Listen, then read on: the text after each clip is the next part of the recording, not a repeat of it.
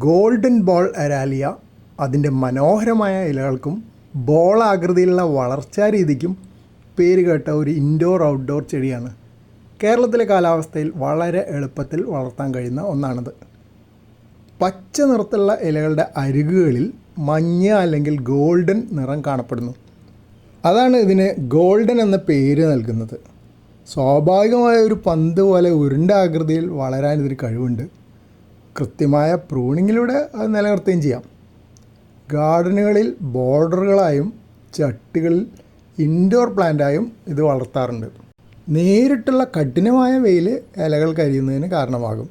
അതിനാൽ ഭാഗികമായി വെയിൽ ലഭിക്കുന്ന സ്ഥലത്തോ, അതായത് പാർഷ്യൽ ഷെയ്ഡ്, അല്ലെങ്കിൽ നല്ല വെളിച്ചമുള്ള വീടിനുള്ളിലോ വയ്ക്കുന്നതാണ് ഉചിതം. ചട്ടിയിലെ മണ്ണ് ഒരുപാട് ഉണങ്ങാൻ അനുവദിക്കരുത്. എന്നാൽ അമിതമായ വെള്ളം കെട്ടിക്കിടക്കുന്നത് വേര് ചീയലിന് കാരണമായേക്കാം. മുകളിലെ മണ്ണ് ഒന്ന് ഉണങ്ങി തുടങ്ങുമ്പോൾ മാത്രം നനയ്ക്കുക. വെള്ളം പെട്ടെന്ന് വാർന്നു പോകുന്ന നല്ല നീർവാർച്ചയുള്ള മണ്ണ് വേണം ഉപയോഗിക്കാൻ. ചാണകപ്പൊടിയോ കമ്പോസ്റ്റോ മണ്ണിൽ ചേർക്കുന്നത് നല്ലതാണ്. ചെടിയുടെ ആകൃതി നിലനിർത്താൻ നേരത്തെ പറഞ്ഞ പോലെ ഇടയ്ക്കിടെ കമ്പുകൾ മുറിച്ച് കൊടുക്കണം.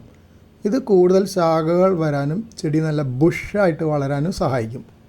മാസത്തിലൊരിക്കൽ ജൈവവളങ്ങൾ, അതായത് കടലപ്പിണ്ണാക്ക്, ലായനി, ചാണകപ്പൊടി, അതും അല്ലെങ്കിൽ NPK മിക്സ്ചർ നേർപ്പിച്ചിട്ട് കൊടുക്കുന്നത് ഇലകൾക്ക് കൂടുതൽ തിളക്കവും ആരോഗ്യം ഉണ്ടാവാൻ നന്നാവും.